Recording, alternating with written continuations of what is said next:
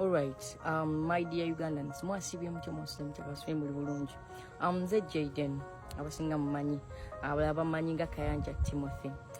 2 months back or 3 nabaye nimbagamba ndi mulwadde. Era bali concerned campaign eskola ki nistandika. So ezokusonda ki ezokusonda sente. Kusonda sente twetaaga emitwalo ina kitundu egyaki ejja dola waddenge wamu nategezebwa nti zijja bantu nene ngamba it's okay sente nange zimba sondisa sizikola ki sizina which is okay so ne ngamba katukole ki sondeke ezo kitegedde abanvuma ne banvuma abayomba ne bakola ki ne bayomba abasayi papula ne babisaba abekalakasa ne bakola ki ne bekalakasa ebyo ne bikola ki nimbireka because who am I nandi bagambye okusinja kubigenda mu maaso nizo basiri musanyufu nyate nzani munaye ataba musanyufu ngate mwasonda sente zamu bwe mwasonda emitwalo milioni 85 eza Uganda zandi badde 9 singa ngatakeza GoFundMe nisizigaseeko okitegedde naye ate kwezere 9 nakozesaako omusanvu nakolako tests ezimu ezali zebbeeye ezimu era abamu batandika bamvuma nga bambuza test yazikoze eki njoba teza ne test ezo naye sinazikwa kwa nazo zaki za bbeeye so kati yotwa campaign ngekyagenda mu maaso waliwo yatuuka binne bijikola ki ne bijibuzaabuze era ne bijibikka okitegeera so nga tuyinononya strategy endala e collecting ki sente wabula strategy eyo nga tukyaginoonya nali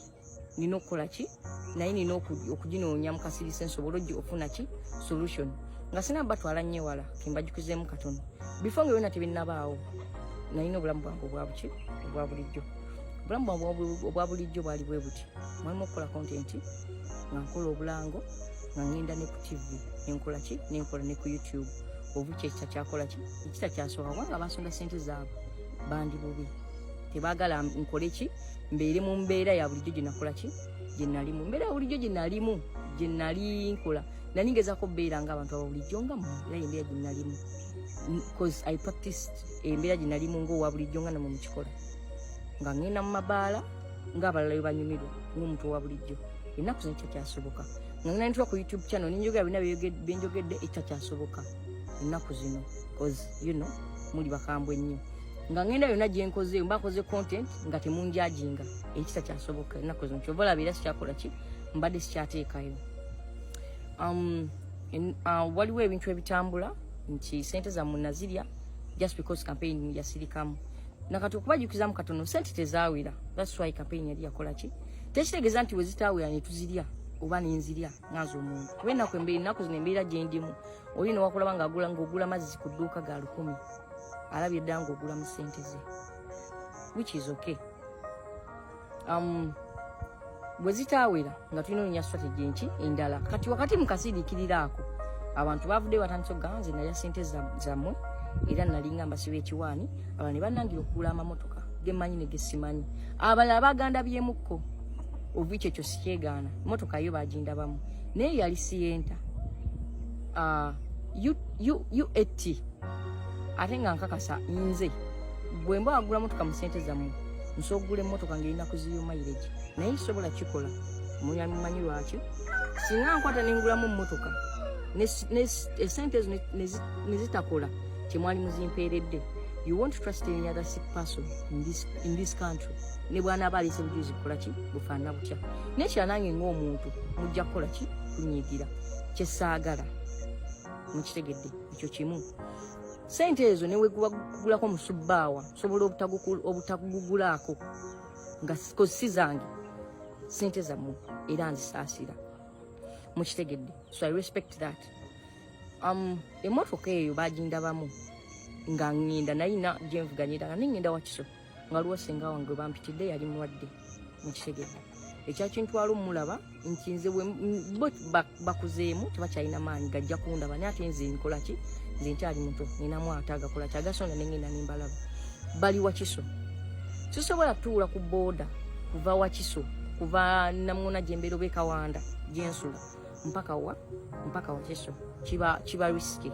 okitegedde ekisinga okunnuma kikupavuge kyebanavuge emotoka ekisinga okunuma abandaba mu motoka bibavayo ne bategeeza abantu nga wenvuga emotoka nga wendi omulamu ennyo nga wenabba ssente z'abantu naye ate abandaba ku booda tebabagamba of which it is what it is okay, it is the society we live in. Era abantu abasinga batandika obikola ki obikkiriza tinaya ssente zammwe bwe mba kulya ssente zammwe so azirya nga nkozesa life nga nkozesa health issues sobola zirya nga nkozesa ekyo cause kimanyi embeera y'ebyobulamu tebagikola ki tebagizanyiramu ekyo njagala muntegeere bulungi so wakati awo nga nkyanoonya solution twali tusoose ne tufuna marathon tugana naye marathon eyo abantu bayinza obutabakkiriza kukola ki kukuŋŋaana olwa government insecurities zekola ki zeerina netugaa kale ketukole football match era gye mulabe abasinga bagikoze eki bagipositinze ekitegeere football match eyo egenda bbaawo nga 8 omwezi gwa March 2026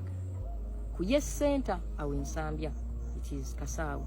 so njasaba mwena babayimbi ba TikTok n'abana ba X n'abalala bonna media sessions ez'enjawulo mukole eki njagala tukole eki mukibeeremu mumbeererewo wabula nga njagala kukiriyalinga bintu ebigenda mu maaso nti nze naye ssente zammwe nabba ssente zammwe oba mbalimba siina kye nnimba then ku kyemyezi 3 abasinga bambuuza abalaba ndaba comments enkambwe nnyo ebyokufa yabivaako afaddi lwaki tafa let me tell you let me be clear about that okuva eyo embeera yatuukawo mbadde nga nkyayira eddwaliro buli week nina dokita owokukola ki owokubalaba ne leero wali abandabyeko emulabo mbadde nina hematologist gwenkola ki gwengenza olaba so nina ne medication zenkola ki zendiko ne therapies ezaki ez'enjawulo so ladies and gentlemen saagala mukkirize nnyo bigambo by'abantu bye bagamba nti sente zammwe nazikwata nzigulamu amamotoka nenzigulamu amataka nenzigulamu n'ebintu ebikola ki ebyebbeeyi byenjagala no sisobola kukikola naye nga 8 omwezi gwa March 2026 ku Yes Center tuyabbeera charity football match era nga abantu bangi bagenda okukola ki okusamba so njasaba benjawulo abantu bonna ne babayimbi ne baba comedians ne baba TikTok bonna abaagala osamba muna mukole eki mujje mwenyigiremu ogwo omupiira then okuyingira genda bbeera emitwalo 2 ordinary VIP emitwalo 5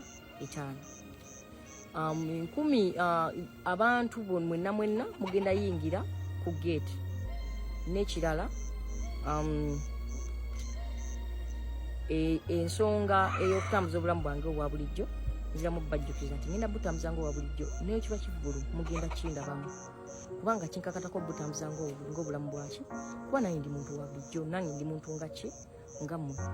Yes Center mwazisonda yadde tezaawera naye embeebaza mwazikola ki weeziri mukitegedde naye ekyo tekindeetera kutuula waka oba mbeeri mu ddwaliro olunaku kubanga mwasonda ki sente zammwe naye mwenna abaasonda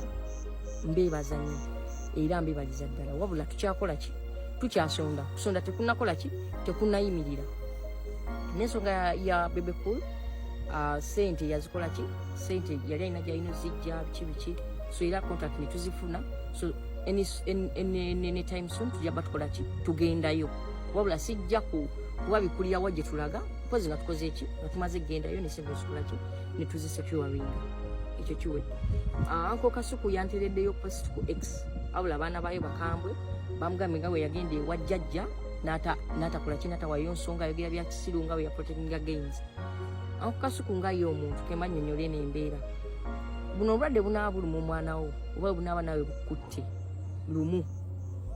tebujja faayo oba oli wa Nuupu oba oli w'NRM oba oli wa pati ki so this is a life a health factor nga tugijjemu ebyaki ebyobufuzi kyova nze nina abantu abansondera ssente ku sayidi eyi ne ku sayidi eno era nga bwe mbagamba osobola n'okukola ki n'okutya so yenna gwe mulaba ataddeyo posita bambi temuteekako nki mbeera yes tuli mu byaki si bya bufuzi although you would want to take it that way, you want to take it personal oba mbeera y'obufuzi politicize it the way you want naye si kye tukola ki si kye tuliko mubeere bulungi mwera